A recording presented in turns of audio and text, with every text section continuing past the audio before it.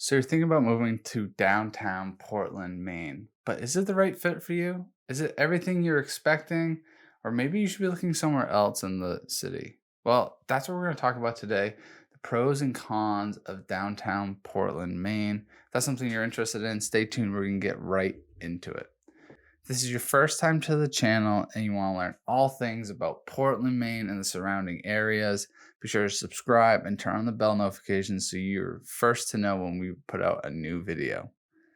My name's Nick, and my team and I, we receive calls, texts, emails from you, people like you, every single day looking to move to Greater Portland, and we love helping you make this move to our city. So if there's something you're thinking about doing, being at 9 or 90 days, don't hesitate to reach out. Send us that message. We'd be happy to help you make that smooth move to Portland. So as mentioned, a lot of people are looking to relocate here to the Portland metro area.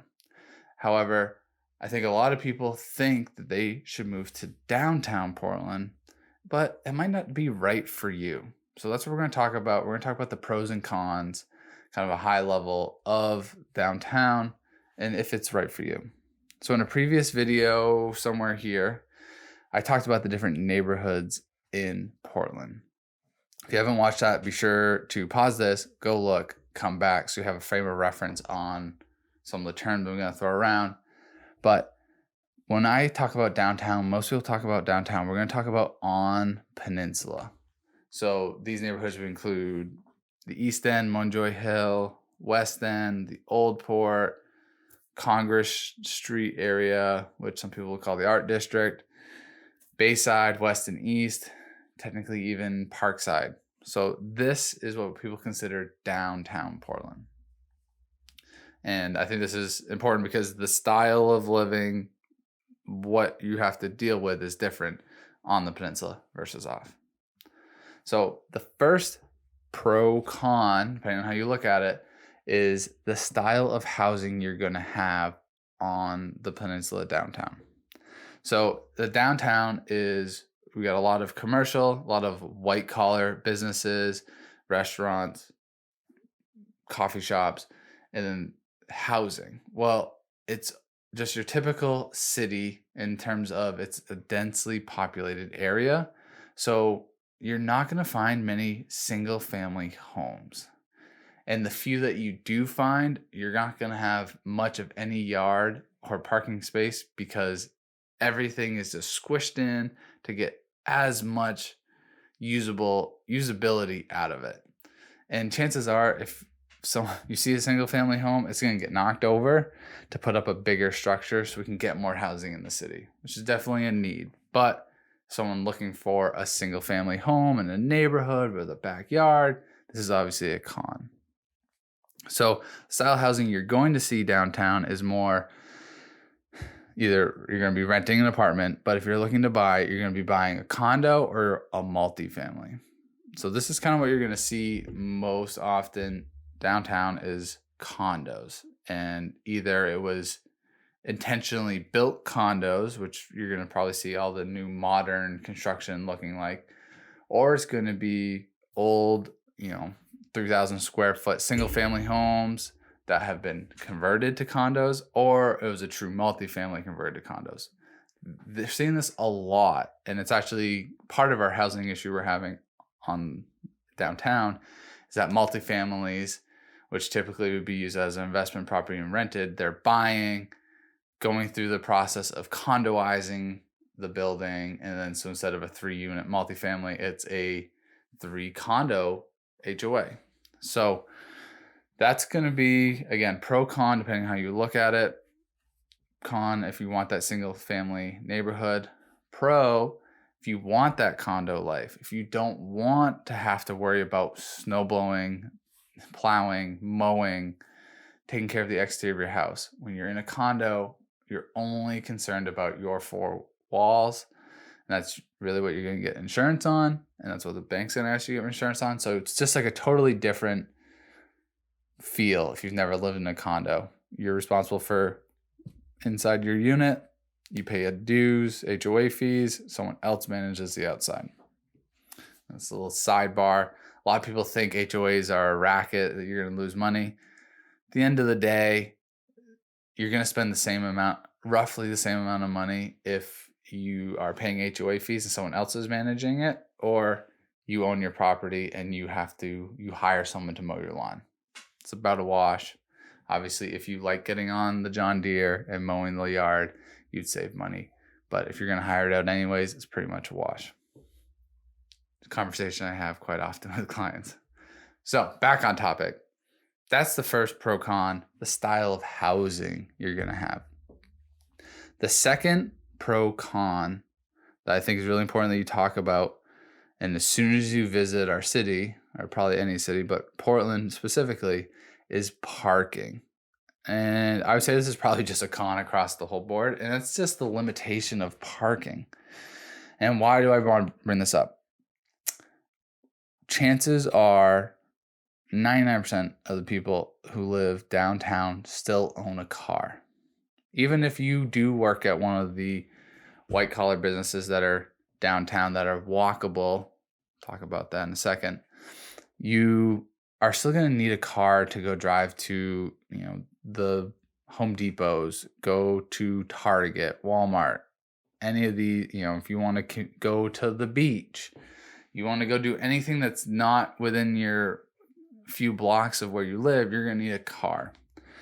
So we struggle with parking, probably like any city, and that is there's just not enough off-street parking. So as mentioned previously, we've kind of crammed as much housing as possible in the limited land available downtown, which again is great for getting more houses and more places for people to live, but it's removed parking space. So you have many condos, multifamilies, you don't have off-street parking. So you're constantly having to find parking on the street, or you're going to have to go rent a parking garage spot per month. And even some of the new condos that are being built, they only come, even if it's a 2 or 3 bedroom condo, they only come with one parking spot for, a 10-year lease with the property. I know, like, my uncle bought in the early 2010 era downtown when it was a brand new construction, and it only came with one parking spot. So he had to go buy a car lift so that him and his wife could both park their 2 sedans on the one spot, because a car lift was cheaper than buying a parking spot. So why is parking so important? Well, if you're not familiar with this part of the country, New England, we get snow. And as a result, a lot of the winter, there's parking bans. So you're constantly having to, move your car. You got to be aware of what's going on with the city, when they're cleaning certain streets. Sometimes you're going to have to park a few blocks away from where you live, and that can be a huge pain. So I think you need to be aware of that. I mean, I actually had one of my clients who was relocating to the area. She decided, well, I'm not too aware. I don't know what part of the city I want to live in, so I'm going to Airbnb. Well, she Airbnb'd during a snowstorm, and the Airbnb unit didn't have off-street parking. So luckily, a neighbor to the Airbnb said, hey, just so you know, there's a parking ban tonight. You're going to have to move, blah, blah, blah. So, she had no idea. She was not aware. And luckily, a nice neighbor told her, hey, you might want to move your car. You're going to get towed. So I think that is, you should be aware if you're looking in this part of the city, the downtown area, that parking, you're going to need to get a car. You probably, maybe a family could get rid of one car and keep one. You don't need 2 anymore, but you're going to have a car and you're going to have to figure out your parking solution. So parking, probably just a con for everyone.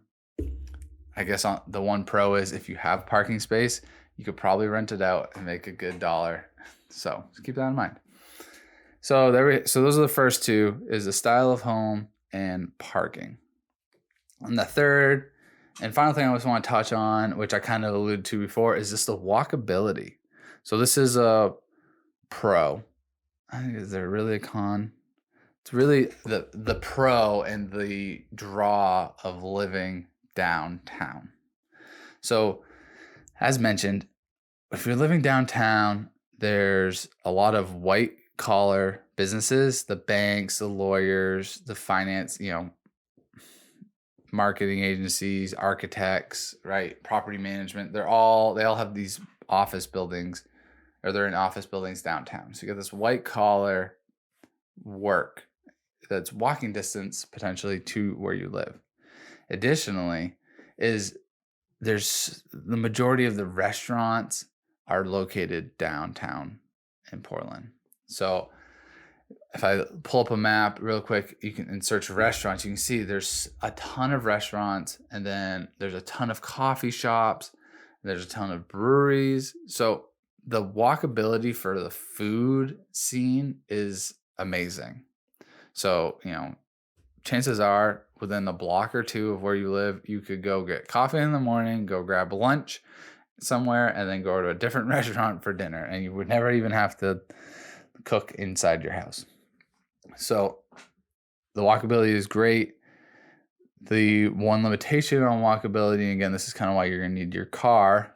Point 2 is downtown, we have three grocery stores. We have a Whole Foods, a Trader Joe's, and then our more regional grocery store, Hannaford, is kind of on the outskirts of the downtown, kind of like that gray area of inland to peninsula. Anyways, so that's probably too far for you to carry your groceries to your apartment, because those 3 grocery stores are on, again, you look at the neighborhood, they're on the inland side of the hill. So not on the harbor, the inland side. So chances are you'd have to hike your groceries up the hill, and no one wants to do that. So walkability is great for your restaurant scenes, your coffee shops, potentially work.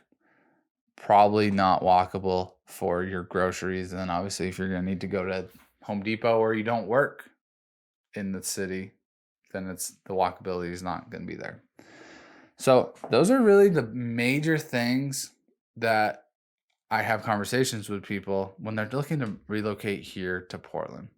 It's the style of housing, because that, to be honest, is at the end of the day really what dictates where people want to live. Is like, I came from a city. I don't want to be able to hear everyone through my walls. I want my own structure.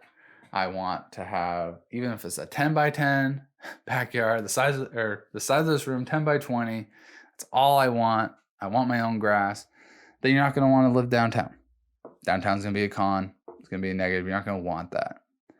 While you might like the walkability, the style of housing is what's really dictating where you're moving. And then it's the opposite for some people. They have lived in the country, or, country, not like fields and fields around them, but just more rural, and they're tired. They want to move. They don't want to really drive anymore. They just want to, be able to order their DoorDash, Uber delivery. They want to walk to the restaurants. That's what they want. And so downtown's a great solution for them. So hope this video helps kind of shed some lights on if downtown Portland is really where you should be looking to move to, or if maybe you should be looking to look at the Portland inland neighborhoods, or maybe even want to look at the general suburbs.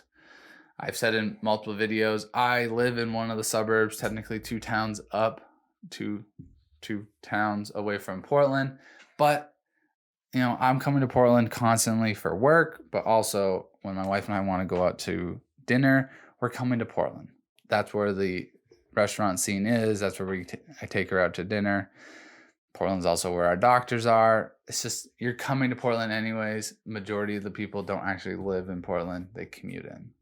But if there's something specific you have questions about the area that you want me to cover, be sure to comment below. I'd be happy to make a video on anything that could help you better understand the Portland area and help relocate here more efficiently. And as mentioned, we get calls, texts, emails from people just like you every single day looking to make this move to Greater Portland, and we love to do it. And if this is something you're even considering, let's set up a quick call, set up a Zoom call. My team and I would be happy to help you make this smooth move to Maine, Portland, Maine, Greater Portland, Maine, anywhere in Maine. 9 or 90 days, we'd be happy to help you. Till next time.